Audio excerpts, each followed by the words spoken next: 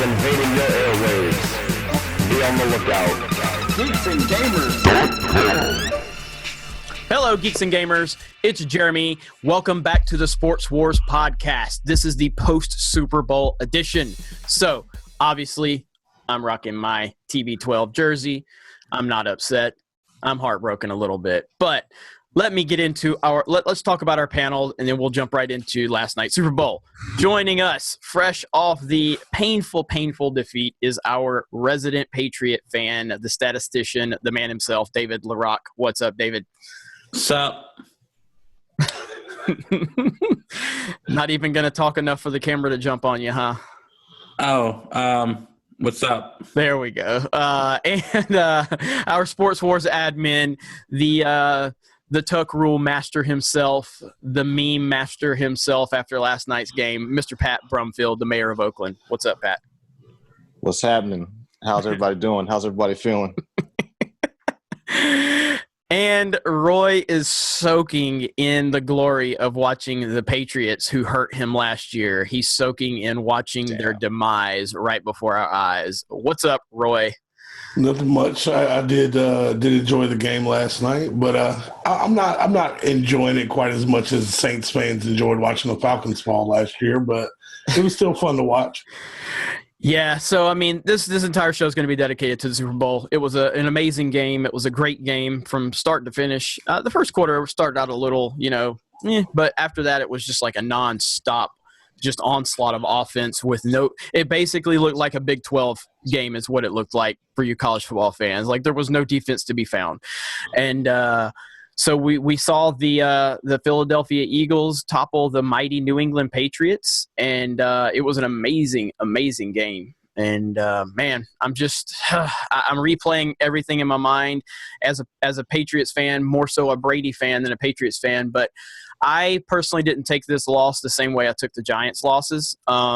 And a lot of again, I don't know if David's going to have a different perspective than me, but I'm being a Brady fan. In fact, that Brady threw for 500 yards and basically did everything but, pretend to be Jerry Rice last night He didn't catch a touchdown. He didn't catch that. That's so funny.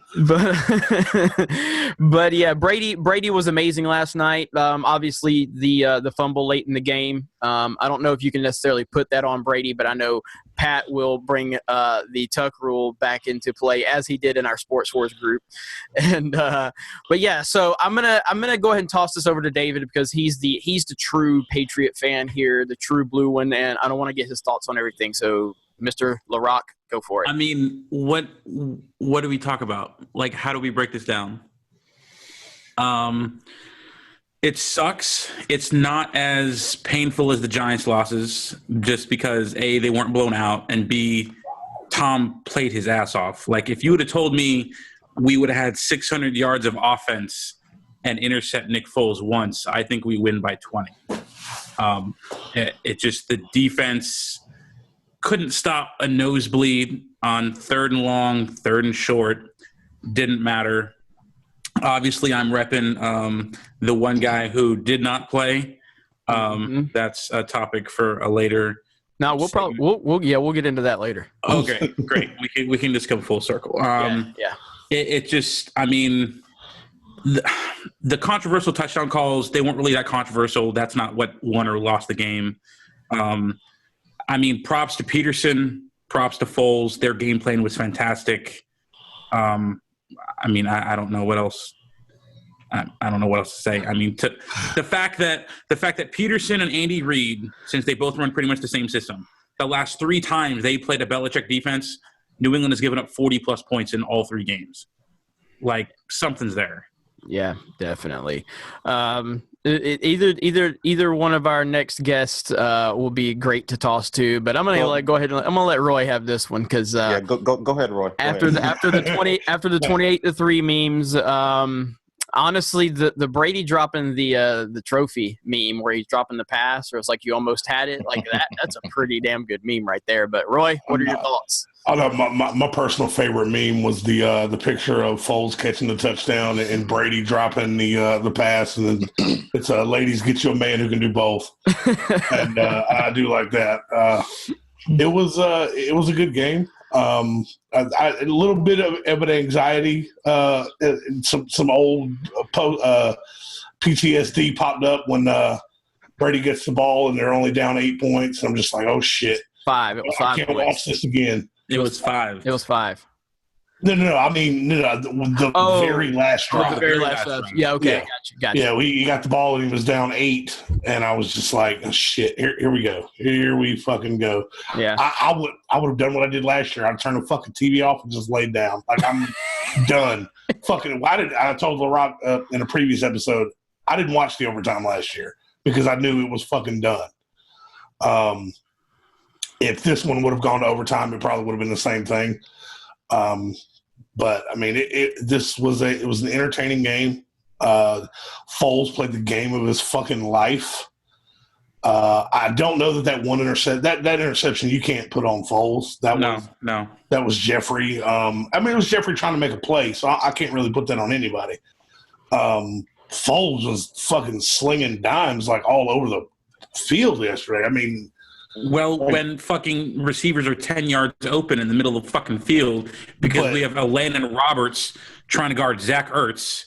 Oh no! Another one of my favorite memes from last night's game was the Scooby Doo meme where they pull the Nick Foles mask off and it's fucking Eli Manning. I posted that one. I love that one. That was fucking great. Man, Foles deserves a ton of credit, man. But I mean, it's kind of unprecedented that he's likely not even going to be on the team next year. He's not likely not even going to be on the team in a month, which is crazy. I think he will be. You think they're going to? Because I think he's so cheap that unless a team like Arizona offers a first or 2 seconds, because he's going to make $3.5 million next year. So I didn't think he was under contract for next year. Yeah, just one. That it's so cheap that I have that insurance that if something does happen to Wentz, hey, no big deal. And Nick Foles is the type that he's not like a type A where I have to be the starter. Like didn't he almost retire or consider retirement? Yes. I want to say at the beginning of this year he came very close to just hanging him up and walking away because he kind of had his little small taste of glory and then it bottomed out in St. Louis and then he was the backup to Alex Smith in KC for a year. Just because, wasn't it Reed that drafted him? Yep. And then he kind of bottomed out in KC as a backup to Alex Smith because, that looks good on a job resume, backing up Alex Smith. And then, I don't know, he just came back because wasn't Peterson the OC in KC? Yep. Mm-hmm. Okay, so he came back because he was familiarity. And Carson Wentz should never win MVP in his life. I'm going to start that up. This seals it. I said in one of our threads the other day that somebody said, "Oh, if Nick Foles wins, does this diminish Wentz's value?" Absolutely. Well, value as into another team or to Philly? To Philly. The ceiling's higher. Wentz I don't disagree. All right, the pressure's on. Let's let the mayor jump in. Let's get his thoughts. As a person who's a Raider fan, who's not a big fan of Tom Brady, how did you feel seeing the Tuck Rule 2.0 happen last night? All right, so my initial thoughts and overall reaction. Hold on, wait a minute. Y'all thought I was finished? When I bought that Aston Martin, y'all thought it was rented? This Philly team, fueled by the role of the underdog, fueled by the hopes of a city that's been yearning for a championship since before any of us were around, fueled by the swagger and the style of a city that gave us Will Smith and Sly Stallone as Rocky and Kobe Bryant, running onto the field to Meek Mill. They were fearless. They were gutsy. They were absolutely unfazed and undaunted by the mystique of the most dominant dynasty in league history. They looked that 5-ring mystique and punched them right in the mouth. This Philly culture that's been built obviously by Coach Peterson, that's been shaped by leaders like, Malcolm Jenkins and, bringing in guys like Blunt and Long and Jeffrey and Aguilar and everybody has brought in to, the togetherness and the camaraderie of that team, and they shined last night. It was remarkable. I want to say, and great little speech there. And it would have been great. It would have been great, Pat. But you forgot the whole part of a city that gave us a fan eating horse poop after they won the championship. They pretty much destroyed the city. It was so bad. Did we expect any less though? I mean, But horse poop? he probably put fucking cheese whiz on it. Well, see, here's part two. Speaking in regards to fans, New England fans, it's time for a moment of honesty. To a certain extent, not all of you, but a good goddamn many of you, you kind of had this one coming. I'm sorry. After what happened with Atlanta last year, this team and this fan base, in a lot of instances, really got full of itself. All the shit talking 6 and 7 and 8 months later, and mocking the team's owner, and doing condescending shit like putting 28-3 on shirts and walking around the Atlanta airport in said shirt. I'm sure you guys have no idea who I'm referring to. While the Atlanta airport employees are just trying to do their damn jobs, and you show up with that shit. 28-3 on the scoreboard in the opening night. This loss, to me, was indicative of what the overall theme was for New England this season, which was honestly a lot of hubris and arrogance. And for all of his greatness, a quarterback who started to put his name and face all over books and magazines, and a 6-part documentary on Facebook that many could interpret as self-worship. I mean, which is fantastic, by the way. I don't know. Well, again, I wouldn't have expected that type of stuff. You can't put last night. Tom was amazing. His legend grew last night. In all honesty, it actually got improved. Like, he's the one person on the Patriots outside, maybe Malcolm Butler, but we'll talk about that in a little while. But he's the one person on the Patriots that comes out looking really good last night. Everyone else looks horrible. So, as someone who's always identified as a Brady fan first, I'm not that upset about last night. Obviously, did any of you, not you, LaRock, because I already know the answer, but Pat and Roy, did either one of you believe that once he got the ball back with 2 minutes to go, didn't you all both go, yeah, this is done? It's over. Oh, that same familiar sick to my stomach feeling, I mean, that hit me last year. Absolutely. I mean, anytime you give Brady the ball with time on the clock, even the last one, when did they get the ball back? With 30 seconds? Nah, it's about 56 seconds. Okay. Yeah, about 56. 50 seconds, down 8 points. Hang on. I was nervous. Hang on. Go ahead, Pat. Real quick, guys. Is the camera going to me when I talk? Because it's not doing it. Mm-hmm. It is? Okay, Yeah. just making sure. Yeah. Sure. Go for it, Roy. Yeah, I mean, anytime you give a guy like Brady the ball with time left and a chance to even tie it, the only thing that would have made it more comfortable is if they would have been down 9. Then I'd have been like, okay, we're good. But even then, I wouldn't have put past some fucking Brady bullshit magic, and they run down the field and score, and then they get the ball back, and old Gostowski goes out there and kicks the game winner. Well, I think there's only one person that could make it a comeback at 9 points down in that situation, and that's Tim. That's Tim. Anyway, go ahead. I mean, yeah. Go ahead, Matt. The fact that they had that little, even so much as a 1-point lead in that situation, I'm thinking, okay. And I'm not sure. I'm sure we'll start to get more into, individual matchups in greater detail as the show goes along. But I don't think I've ever been more wrong in terms of anticipating defense on offensive matchups. I think all of us were really expecting Malcolm Jenkins to just basically make Gronk's life hell like Eric Berry did, because Jenkins is basically a more athletic version of Eric Berry. And that didn't happen. He was on James White all night. So when Gronk really started to eat in the second half, I'm like, oh, shit. Here we go. They didn't adjust. They didn't. And for them to have a 1-point lead, to your point, Jeremy, I'm thinking, okay, they're probably going to go down and put up 8, and then the point differential becomes 9, and then Nick Foles is in crisis. But stranger things have happened. It's true. And it's man, and there's a lot of things to kind of dissect about this, but the real thing I want to jump into, and I don't know all the details, but I think David's going to have some insider information. But on the surface, Malcolm Butler, not in the game. I'm okay. I respect the decision to not start him if for whatever reason there was some football-related reasons, as Belichick has given us. But as the game progressed, you're getting destroyed. And if it's truly a football reason he didn't start, then maybe put him in the second half, maybe put him in the fourth quarter. And the fact that this guy he's played 97% of all the snaps for the defensive side of the football, which is more than any player on the Patriots, need a little bit more than just a football reason. And now we're starting to get a few more details are dropping. So, David, do you have any updates on what exactly happened with Malcolm Butler at this point? He apparently on Saturday, he stayed behind.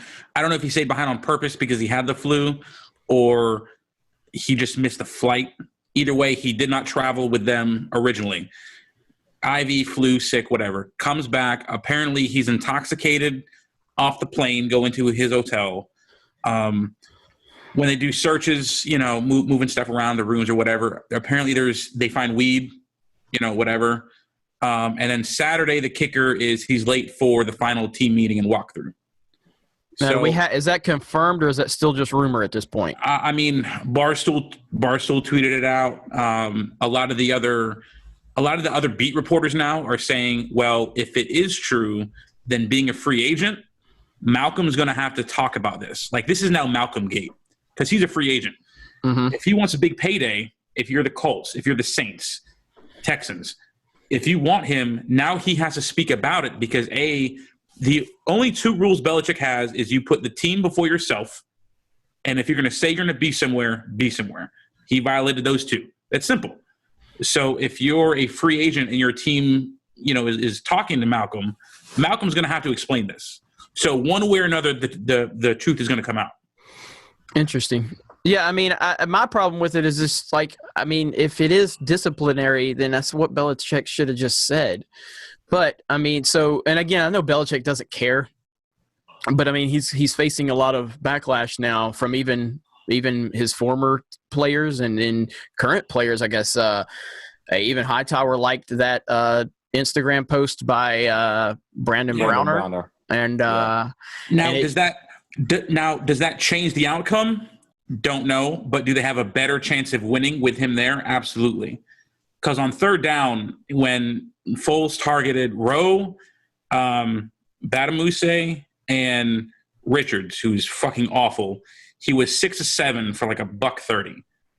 If Malcolm's in there, maybe they only get 5 of 7 or 4 of 7. That then changes some of the things. Well, we're talking about a football game that came down to what team made one defensive play. Yep. And Philadelphia made the one defensive play that changed the game. And so could Malcolm Butler make that one defensive play? Yeah, we've seen him do it a few times. Sure.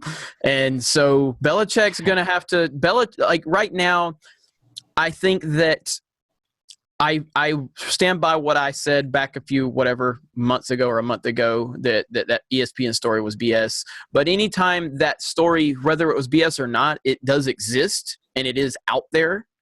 And when it's out there, it becomes a talking point and people start talking and people start asking questions. And so obviously they've had to address that multiple times through the media or whatever.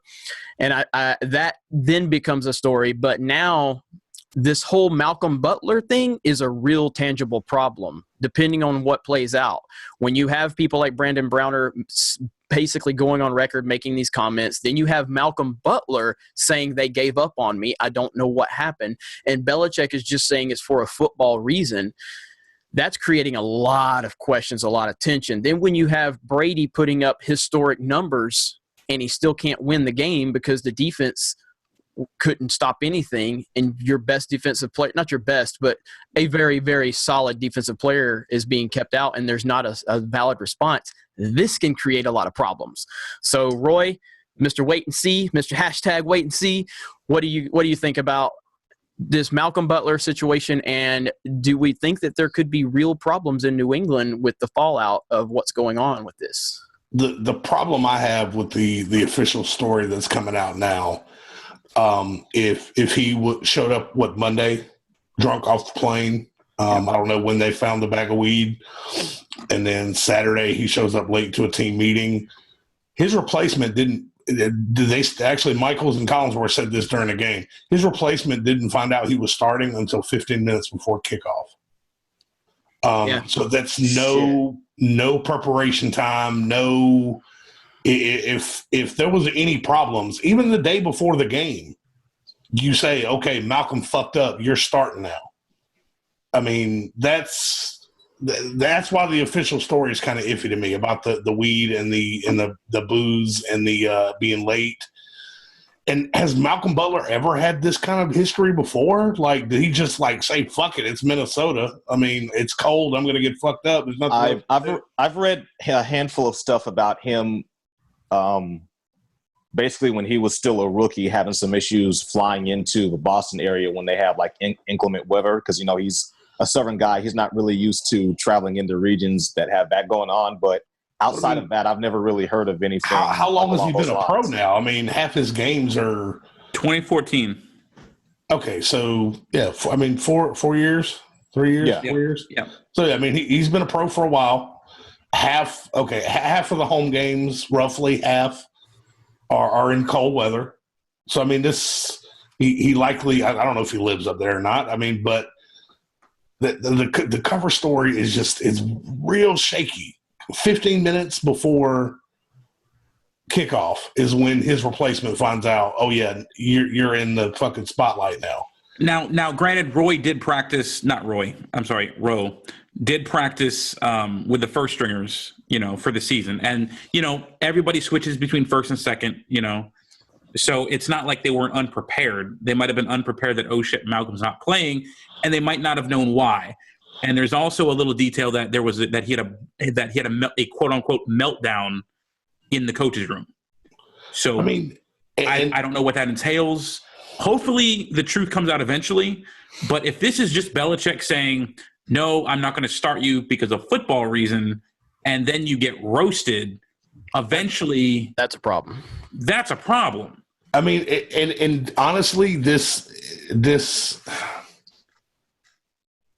With the former players coming out and siding with Butler on this, not just former players. I mean, you get Browner, you got Collins that came out. Hightower's still on the fucking team.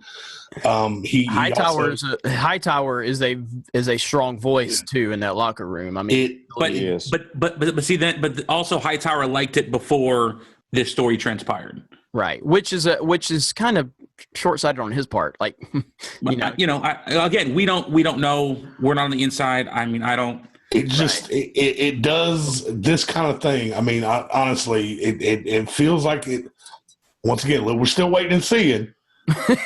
We're still waiting and fucking seeing.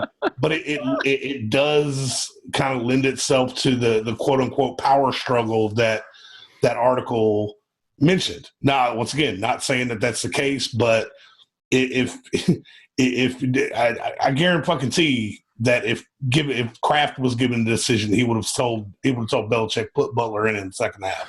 Well, I mean, I'm of the mindset, and Pat, we're going to let you jump in here in just a minute. I'm of the mindset that Kraft has never ever mentioned a word to Belichick about any coaching decisions, and he never will.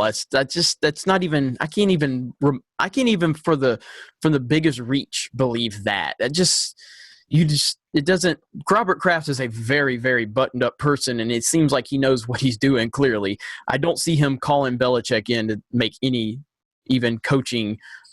Kind of. Yeah, I don't. I mean, I agree with you. You would. But I mean, even something that the article mentioned is like, dude, egos. I mean, you would have and I mean, like I know Jimmy Johnson and Jerry Jones are fucking light years different than Belichick and Kraft. But that's why that Cowboys dynasty, what could have been, broke up. Yeah, but to say egos are involved in a multi-billion-dollar company in a business is kind of par for the course. I mean, like I said, I agree. like I said, if Geeks and Gamers was like this massive thing, do you know how many stories they could tell about things that happen behind the scenes with me and people on the teams? I'm like, I got lots. yeah. So it's like these stories are not. It's grown men being grown men and doing what they do. So it's successful grown men. I mean, Right. at some point, I mean, well, hang on. Let me let the mayor jump in real quick. All right, so And he's taking a lot of joy in this. I know. how I'm going to segue into the whole Malcolm thing, and my take on it actually might surprise you. My major defensive takeaways, observations, whatever from last night.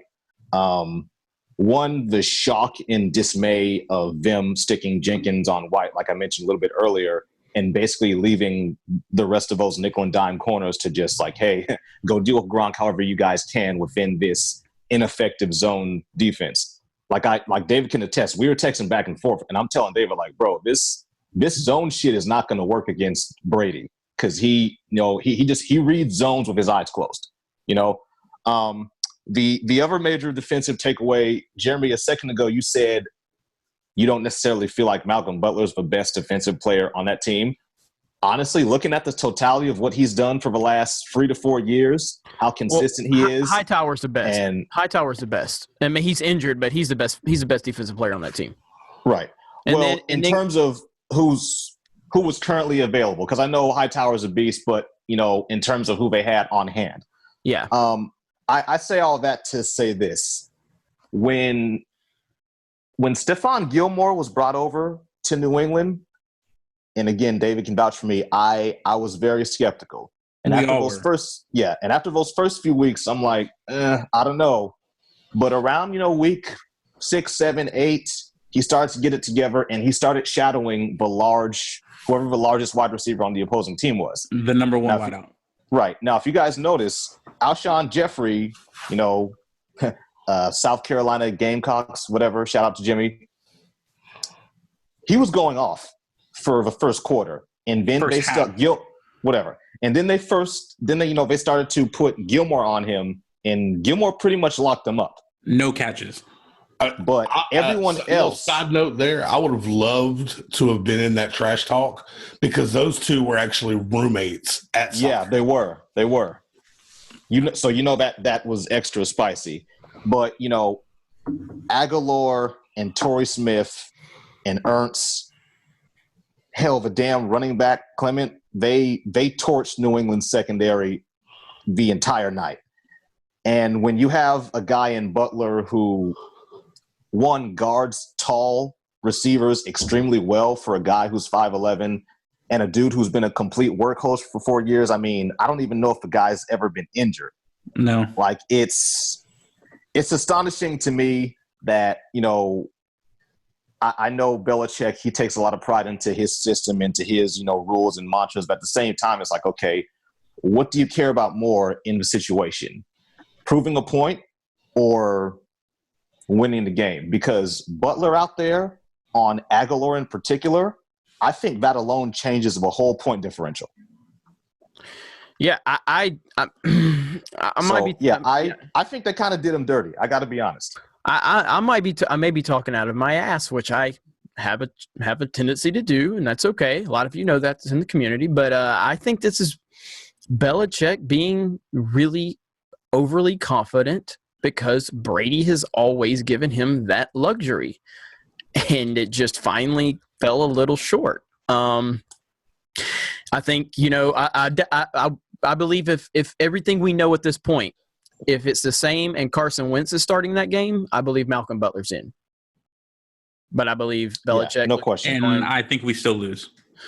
Yeah, I mean, possible. But it's just, man, it's going to be interesting to see how this all plays out. Like I said last night, and I might be overreacting a little bit, but I don't think any of us thought in the moment when the Marshawn Lynch thing happened in the Super Bowl when they didn't give him the ball and it kind of started trickling out that it was because they didn't want him to win the MVP and kind of be like the face of the NFL for a little while.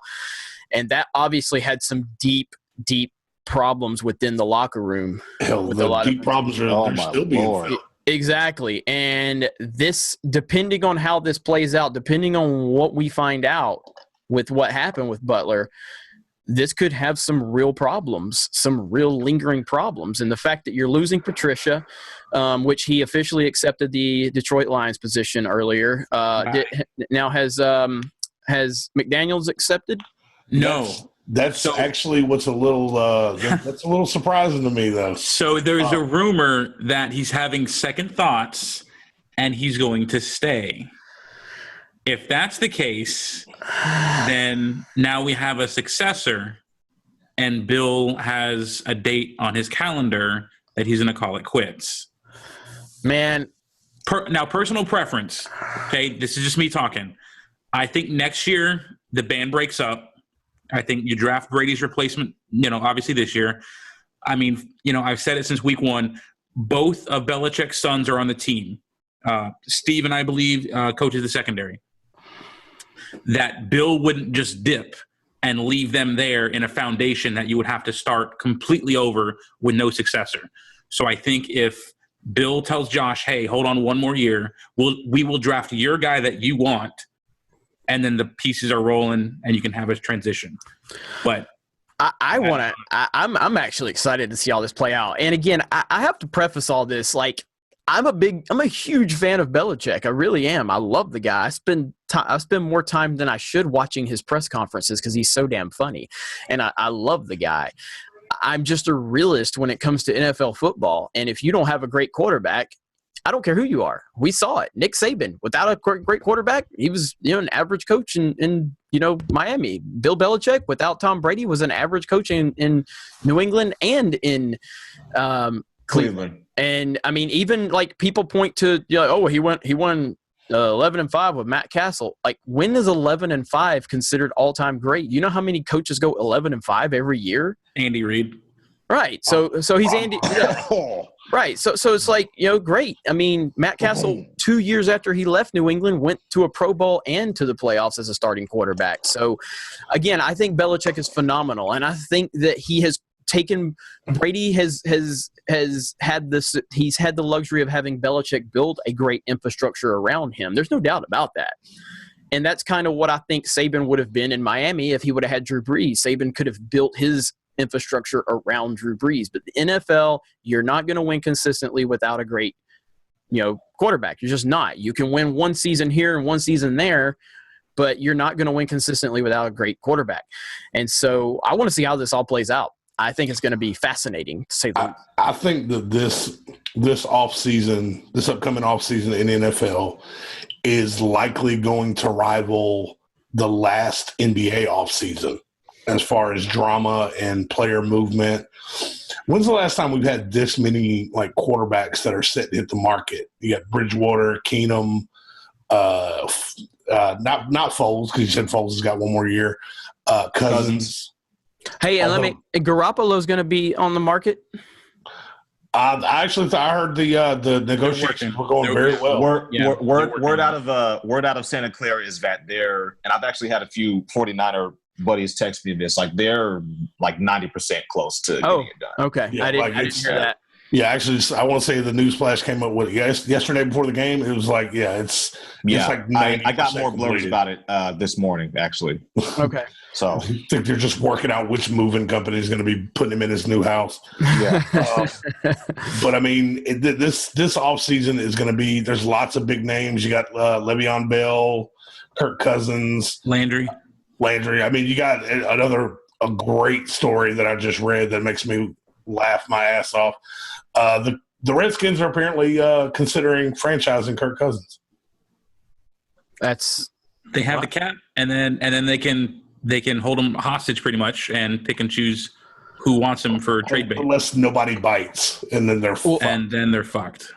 and I want to cover all our bases here because we've been really Patriots heavy here, but let's give some love to the Philadelphia Eagles and let's speculate a little bit about what this team, and I think this is a phenomenal football team from top to bottom on all sides of the ball, and obviously you're going to get Carson Wentz back.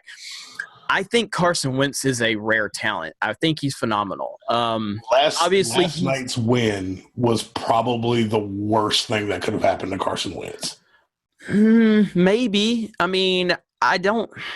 Why do you say that? Let me just say, why do you say that? Because everyone will be from now on like, oh, this team won with Nick Foles. What could now we need, like, the Eagles fans, like they very much strike me as the type that now they've got a little taste. We should be doing this every year. Wentz is better than Foles. The pressure is on Wentz now he has to do this. And they're not going to be satisfied. I mean, Donovan McNabb was the greatest quarterback they've ever had, and up until I still stand by that. I mean, Cunningham never got into the Super Bowl. McNabb was better. McNabb was better, and I loved them both. But McNabb was. Yeah. Oh no, don't get me wrong. I do. McNabb was better than Cunningham. And he went to 4 straight NFC championships and a Super Bowl. And the Eagles fans never got behind McNabb. They never got behind him. Well, because the guy vomits in the huddle, so. I mean, they didn't know that on draft day when they were fucking booing him. I'll say this though, McNabb, and I loved Donovan McNabb when he was in the NFL, and nobody got behind Donovan McNabb for some reason. I would love to know why. Like, I would love to know why. He never – We're talking about even the NAACP of Philadelphia was taking shots at him. They basically said that he was being disrespectful to the black culture because he was trying to be a white quarterback. Like, he always took fire, and look that up. Like, he was always taking shots from all sides, and I never really understood it. Now, after what happened with him, with the harassments maybe, but in the moment, McNabb was always a great guy. He always carried himself very well. If you go back to draft day, when the fucking Eagles drafted him, after who was it that went first? Tim Couch. Oh, they booed the hell out of him when he got drafted. Akili Smith, and then Donovan McNabb, and they booed the shit out of him because they wanted Ricky fucking Williams. Yeah. Like, from day one, the Eagles fans never got behind him. And it was – and now, I mean, Wentz is already like – oh, we love him, and it's like, dude. I mean, and now he's got to fill the big shoes of Nick Foles. I mean, it's an interesting take for sure. I feel like at this point, I feel like Nick Foles is still, and I don't think he necessarily deserves the respect. I mean, he's a great guy and he's done a great job, but I don't think anybody's looking at Nick Foles and going like, we have to have Nick Foles as our quarterback. I think because it has to be in the right system. I think a lot of what's taking place, I mean, obviously we're not even 24 hours removed. It's, when a city wins its first championship or wins its first championship in a very long time, every member of the roster involved is immortalized. You become an instant icon. I mean, not to segue too much or shameless plug, but no matter what happens with regard to free agency within the next 2 to 3 years, Curry and Thompson and Draymond Green and KD are going to be legends in Oakland forever. Because, when you bring the first championship or the first one in 40 years, it's an iconic moment. So I think a lot of the rhetoric around Nick Foles right now is just the euphoria of not just winning, but also the circumstances in which they won. But when the dust settles and, the celebrations are over and the rings are handed out, I don't think any, smart, objective, savvy Philly fan is going to be thinking, okay, well, Foles is the future instead of Wentz. Because, Wentz, he demonstrated that dynamic talent all season long, and he has the type of athleticism to where even if you get pressure on him, he can still make shit happen. I mean, he was evading sacks against the Rams and against the Redskins, and, a litany of other teams with, at least at that point in the season, pretty stout front sevens. He led the league in third down conversions. Yeah. Whereas last night, Foles, don't get me wrong, Foles was amazing, but James Harrison was literally the only person on New England's front seven that got pressure on him. Like, he threw at will all night long. coming back next year with a healthy, Dallas after a decent draft, whatever the hell Washington does, whatever the hell New York does, coming after him, who do you really want, Foles or Wentz? I mean, it's going to be awesome to see Philadelphia. There's a lot of upstart teams, Jacksonville, Minnesota, and Philadelphia in particular, that will now have to have first place schedules. That's going to be ugly for Jacksonville. I mean, so Philadelphia finished last in the division last year? Yes, I believe so. Third or fourth. It was either them or Washington. Bottom of the barrel. Well, it's kind of easy when you're skating by, beating up the little guys. Now when they flip it, now they'll have a first place schedule. They play Green Bay, they play Minnesota. It's going to be interesting when they get all the pieces back. Well, watch out for Atlanta in our third place schedule this year. Shit, watch out for Oakland with our damn last place schedule. I mean, man, I'm not saying actually, I got to take that back. Denver was last place. I'm not saying that Eagles fans are gonna like pine for Nick Foles. No, they realize that Wentz is the future. I just think that like I said, the pressure is going to be on. They know that this is a Super Bowl team with Nick Foles as the starter. So with Wentz, who is, unanimously the better quarterback, then they should anything less than that is going to be chalked up as a failure, and it's going to be attributed to Carson Wentz. Yeah, I mean it's going to be interesting to see how that plays out. I think Philadelphia's just got a great team. I don't know. I just have this belief that Carson Wentz is kind of the way he's perceived and the way he's looked at, and the team that he's going to have around him. I just don't see I don't see a lot of problems with him just transitioning into that role. They're going to win. They're going to do great. Can't. They have like I said on the last podcast, even though I didn't pick Philly to win, the receiving core obviously is great. The running backs are great.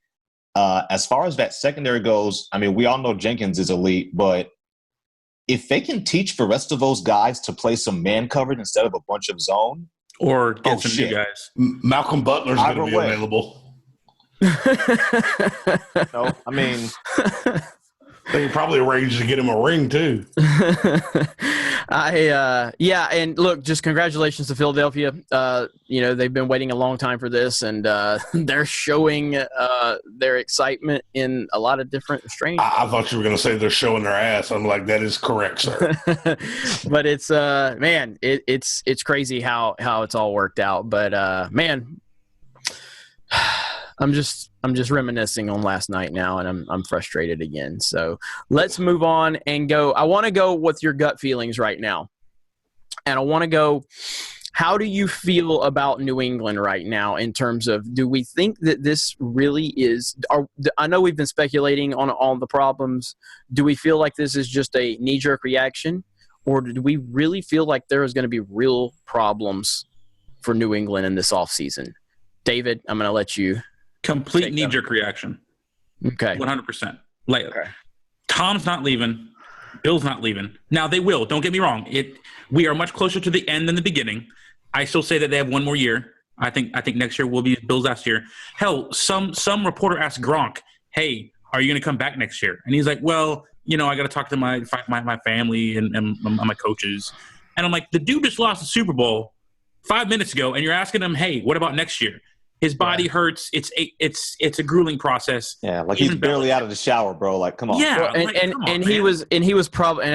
he was frustrated with that final pass, and you can't call pass interference on that. But he got banged up pretty hard on that. Of course. But he had like 5 Eagles on him. Yeah, I know. You can't call pass interference, even if it was pass interference. You can't call it in that situation. There's no way the Super Bowl can come down to them calling pass interference. It was very odd listening to that press conference when they're interviewing Gronk, and he just went from like any other time they talk to him, he's kind of the dude, and last night when they were interviewing him, and he's just kind of like reflective and thoughtful, and he's just like really serious. Yeah, and it's like, oh shit, I think that's what made it seem like worse than what it was, because you don't usually see Gronk like Well, I'm going to talk to my family, and we're going to evaluate. Even in a loss, I don't know if I've ever seen him that poignant.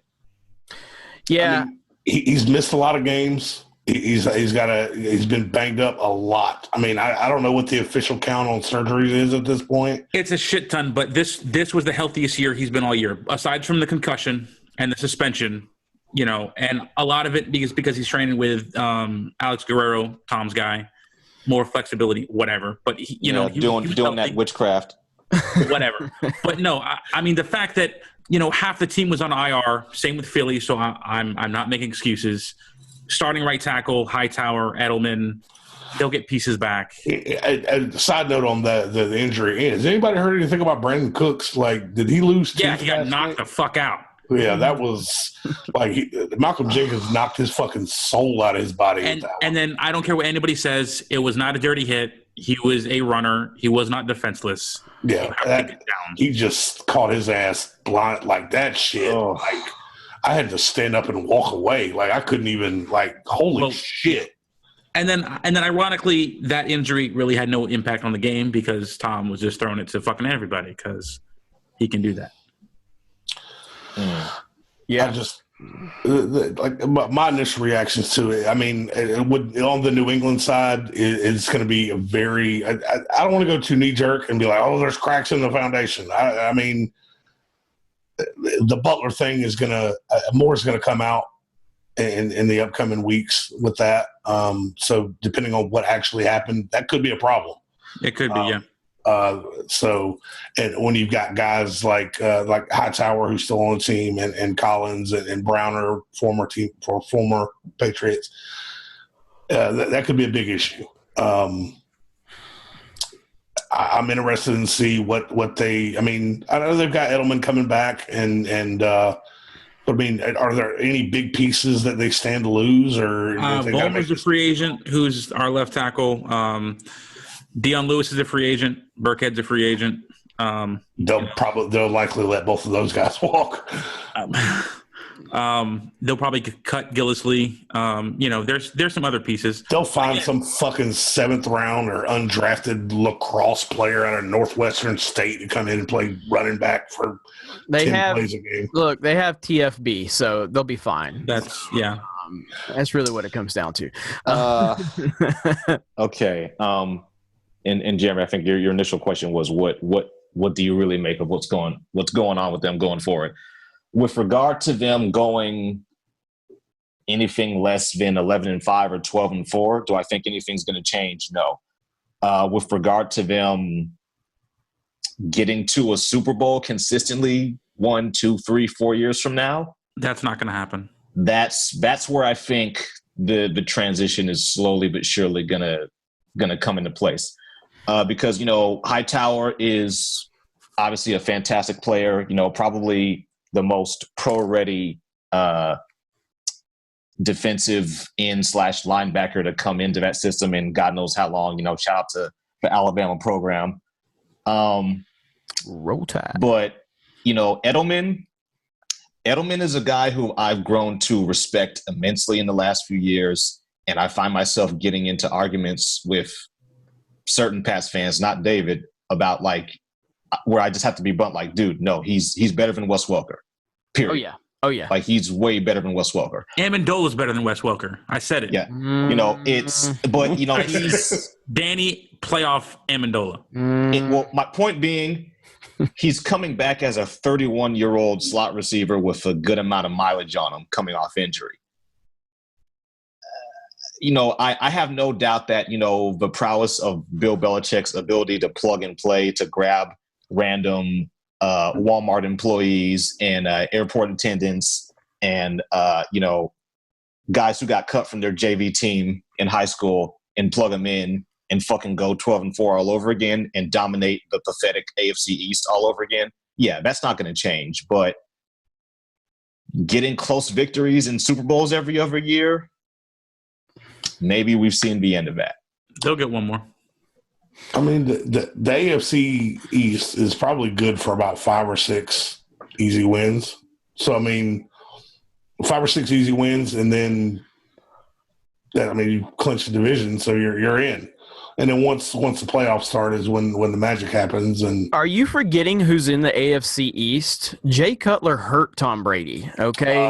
I don't think Cutler's on the team next year. No, he's not. No, I just had to do that for Aaron. I had to do that for Aaron. The Jets need to make a phone call.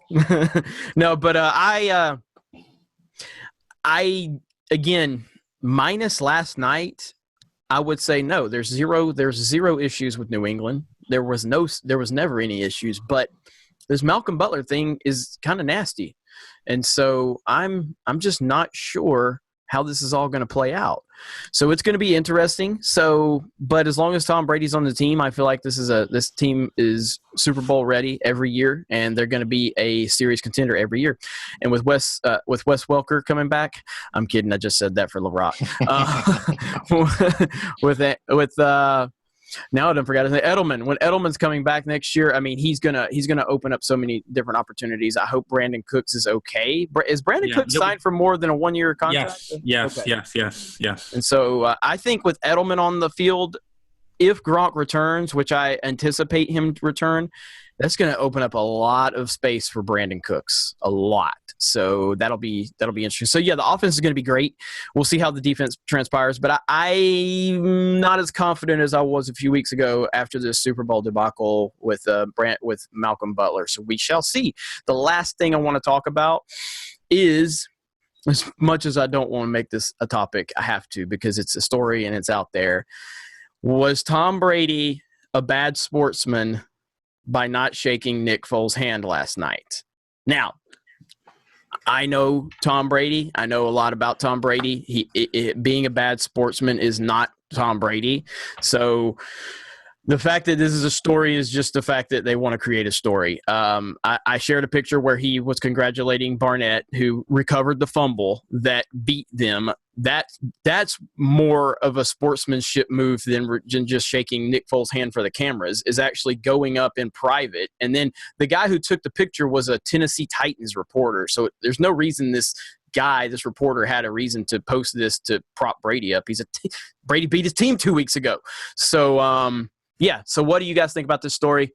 LaRock's already fidgeting over there. So. Fake news. Fake news. Again, it's for the cameras. So not only did Tom congratulate Barnett and other players, Giselle actually through the tunnel individually congratulated any player she saw with Eagles. Great job. Good job. By the way, that meme about did Giselle yell at Tom Brady for dropping the pass? Like, that was good. That was good. Go ahead, David. I'm sorry. Every topic there's a meme. Yeah. So welcome to my fucking hell. Well, don't blow a lead. I understand. It's camera politics shit. I mean, it doesn't. If you think the players on the opposite team do not respect Tom, then you're mistaken. And then it goes both ways. Yes. I mean, at the end of the day, Tom Brady's been the most prominent NFL athlete for almost 2 decades. Have we ever heard a bad story about him from a former teammate? Like that he's a bad guy or bad? No, of course not. So whatever. Roy, Pat, let's get some objectivity in here. We need to hear Tom Brady's. Tom Brady's likely got one of those fucking Men in Black little neuralizers if he ever does any bad shit in front of a teammate. He just hits his ass with that flash. I baked you cookies. I bought you some Uggs. Very comfortable shoe, by the way. I wouldn't know. I wouldn't know about Crocs either. They don't make them in my size. And by that, I mean men's sizes. I mean, man, it's shaking hands. I mean, I get it. Yes, it is something for the camera. I want to say they slayed fucking Peyton Manning for not doing it a few years ago. I think Jimmy in the group brought up that didn't they say something? Did Cam not shake somebody's hand? Or I've never said anything about Cam not shaking somebody's hand after a game. The biggest problem with Cam was the storming off in the press conference. Well, it's because he continuously does it over and over and over and over. That's the problem. I mean, you are the MVP. You sit there and you take those questions. Yes. Like Tom Brady Fact. did last night. Like Matt Ryan did last year. Like Russell Wilson did after the worst loss of any quarterback that's faced, and he still sat there and took those questions. Like Steph Curry after 3-1. Yes. I'm not giving Steph Curry any credit. I'm kidding. With his daughter. Man, sometimes you just have to stand in there and take it. Matt Ryan, I mean, shit, after that shit last year, I became a bigger fan. The dude just stood in there and answered every fucking question, and he owned it. I mean, I was already a big fan. I'm always going to be a big fan. But I mean, as far as like shaking hands goes, I mean, I don't know, man. It's I could see where some people would think it was kind of a big deal. I don't personally think it is. I mean, did Brady storm off in the press conference afterwards? No. No, and I remember, if I'm not mistaken, you guys might can remind me, but there were a long time ago, I believe when LeBron was in Cleveland and they got beat in Eastern Conference Finals or something, and he didn't shake hands right after Orlando. Was it Orlando? Okay. Yeah, well, I think it was the year Orlando went to the finals. And I was like, I mean, that was 2009. Yeah, and I'm like, that's cool, man. I mean, you want to get off the field and get away from all the, harassment that you're going to – like, if it's in a controlled environment, that's one thing. But if it's in that environment where you're just going to be hounded by everybody, you just want to get the hell out of there. I mean, I don't want to shake hands with somebody who just called me a son of a bitch 15 minutes ago. I mean, Exactly. we were just going after each other on the court for in some cases in basketball. I mean, it's a week and a half series. You were talking shit about my mom like 90 minutes ago. Fuck you. I'm not shaking your hand. I mean, as far as like I'm very competitive. I'm very emotionally driven. Feed off. We got it. Like that.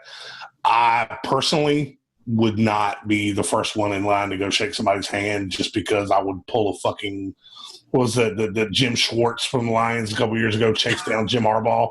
I probably would have taken a helmet to the back of his fucking head because I'm not built like that. I know I'll be a good sportsman. No, I specifically don't talk trash. I don't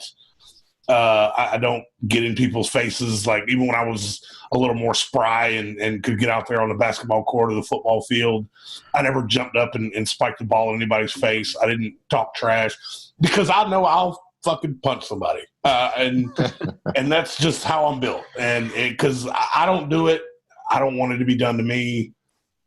That's why I do respect, I won't say not respect, but the shit that with Cam that kind of bugged me was, if you don't want me to dance, stop me. And then they stopped him, and then he didn't want to talk about that. Right.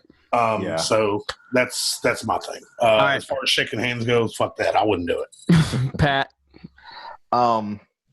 For someone such as myself who is typecast, justifiably so, as a consummate Brady detractor, this is low-hanging fruit.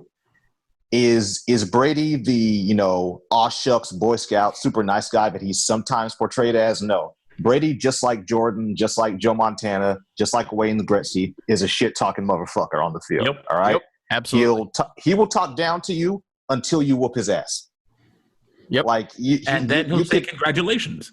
Yeah, like if you listen to him in interviews, he gushes about Richard Sherman. He gushes about Cam Chancellor. He gushes about guys who earn his respect by beating him or competing their ass against him.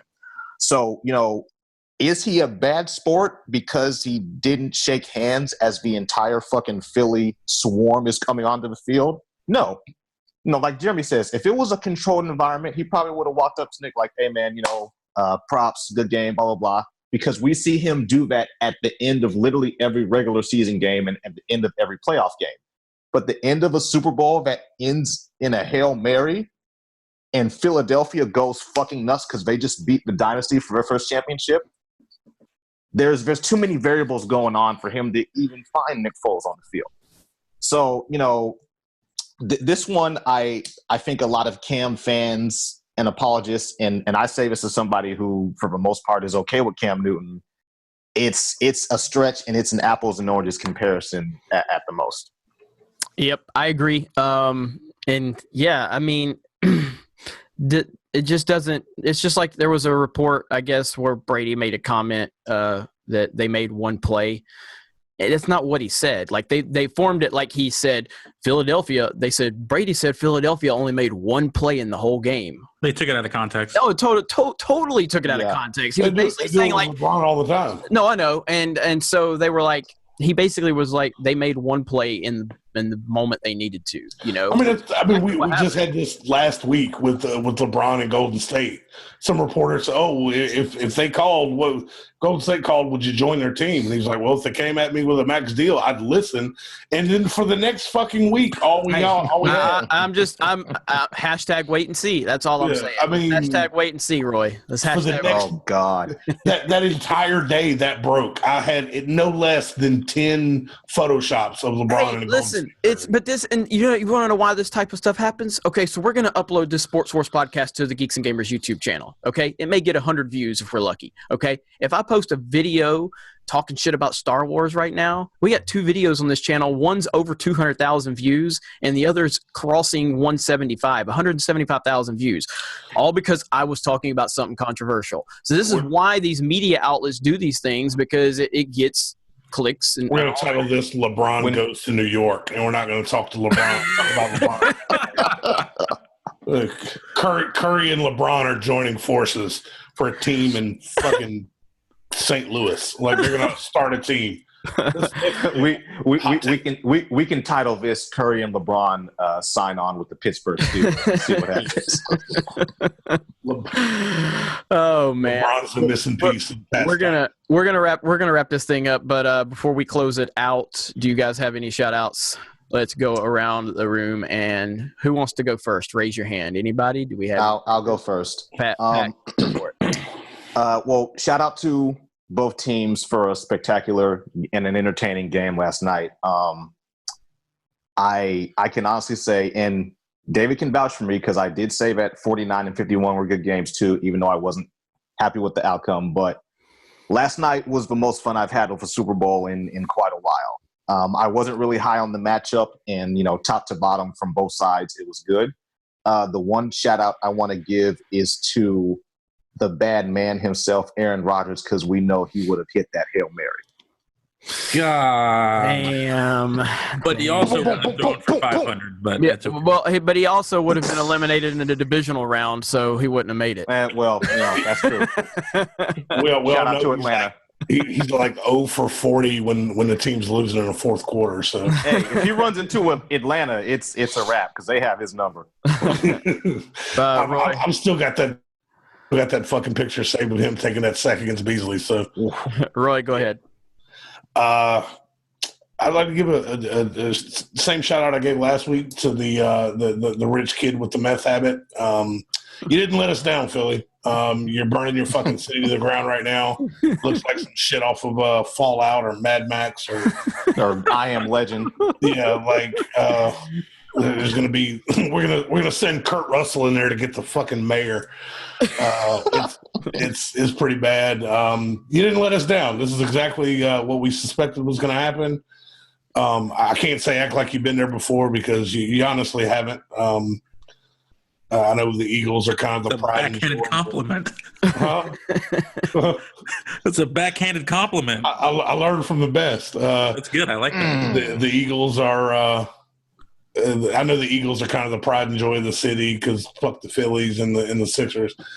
But I mean, nobody fears the Eagles, y'all. Nobody fears them in the NFC. They're playing a first place schedule next year, so it's up for grabs.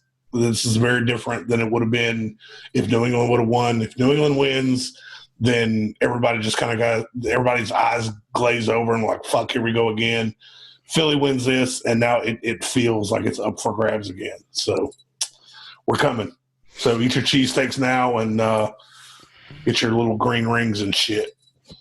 Well, all I can say is at least Tom Brady can drop a ball as good as Julio. All right, LaRock, go.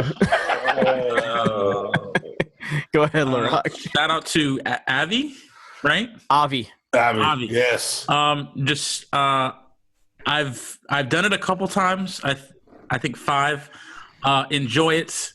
Buy merchandise. Don't look at the price. DVR every special they have. They'll have a sound FX. Inside the NFL will do a special. They'll do about an hour. America's Game. Yeah, download it, watch it, rewatch it, save it to your DVR. Watch every fucking hype video that some dude makes with music and highlights on YouTube.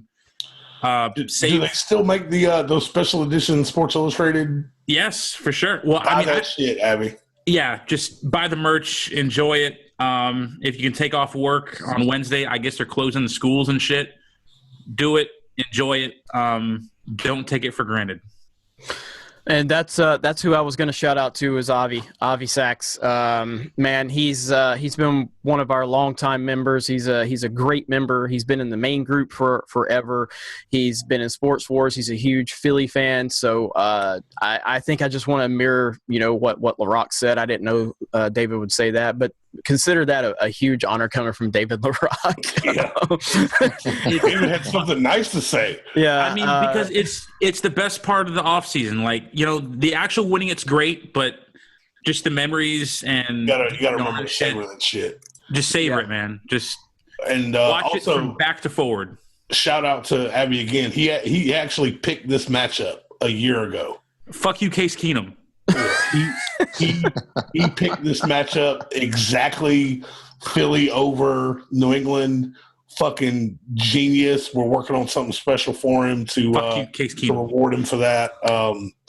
But yeah, shout out to Abby, man. I'm glad somebody's going to get to enjoy it. So yeah, definitely. He and none of our members deserve that more than him. He's a great guy, and happy for him. I'm going to extend this show just a tad bit more because there's one other thing that we need to touch on real quick, and that is, how did you guys feel about Justin Timberlake's halftime performance? There was a halftime show? Yeah, from the greatest entertainer on the planet. I was fucking dry heaving. Pat, what did you think of JT's performance? Well, Jeremy, I had the pleasure of speaking with John and Jeremy in the live chat last night. As you guys know, I am a big JT fan, and I enjoyed it top to bottom. I thought that JT, is definitely the kind of artist who doesn't have to do a bunch of over the top and, frankly, for lack of a better term, weird shit with his performance. He just has a bunch of iconic hits, and he knows how to get the crowd energy jumping. And I mean, he came out in the Jordan 3s. I mean, come on. I knew that sold you from the moment that happened. So yeah, you get the stamp of approval from me. I thought it was dope. I was digging the Prince tribute there. When they backed it out to the blimp shot and the shit started lighting up purple, I was like, oh man, that's pretty cool. And then the fucking symbol, the Prince symbol outline, and I was like, holy shit! Like that caught me off guard. You're in Minnesota. I mean, you got to give Prince a shout out. So I definitely was digging that. For the most part, I mean, it was a pretty. I like JT's catalog.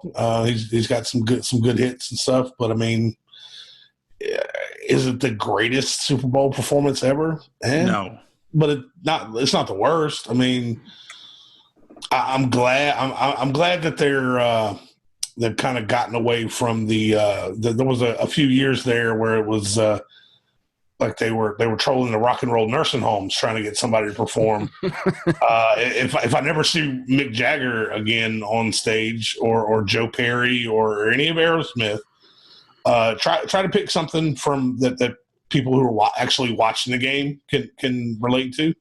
I'm glad they picked JT. There's not a whole lot of crossover between Lady Gaga and the NFL, so they can avoid that shit going forward like they did last year. Yeah. Ironically, I didn't watch that halftime show too. I mean, they've got to hire somebody that is younger than fucking 40 and can read something other than a Billboard chart. They're like, oh, they've had a number one hit in the last 5 years. Let's bring them out. I mean, you got to do better. Me personally, I would like to see them try to cater the halftime show to the host city. If you'd have had a medley of Prince songs with artists coming out doing that, I think that would have been dope. But dude, a lot of these cities they hit have rich musical history, and it's a missed opportunity to me. So that means next year they're going to do Ludacris? And Outcast and shit. I'd be okay with that. I mean, come on, man. We're not talking about just like Georgia. I mean, Atlanta. Let's do like Georgia. We got Otis Redding and all kind of shit. Little Richard, man. Come on, man. Georgia's the shit when it comes to music. David, Very rich history. so you didn't watch it, David? No, fuck no. He was too busy breathing into his paper bag. I was too busy on my phone. We were down fucking 10. Right, just so you know. And so they asked Timberlake like who his man crush was, and he said Brady. And Brady said his man crush was Timberlake. So that should have given you enough reason to watch it alone. Shit. Somebody got somebody's hotel room key last night. But yeah, I thought, and just so I can, be on the record here and I can get confirmation from people that know, but I've been saying Justin Timberlake had the potential to be the biggest star in the world since his NSYNC days. He carried NSYNC like Brady carried New England last night. So, I mean, This conversation has gone terribly wrong. Lance Bass and Joey Fatone owe their careers to Timberlake and his curly hair. How do you know that? So, because both those guys are working at T-Mobile now. That's how. But no, I thought he was really good. It wasn't his best performance, but he was solid. It was good.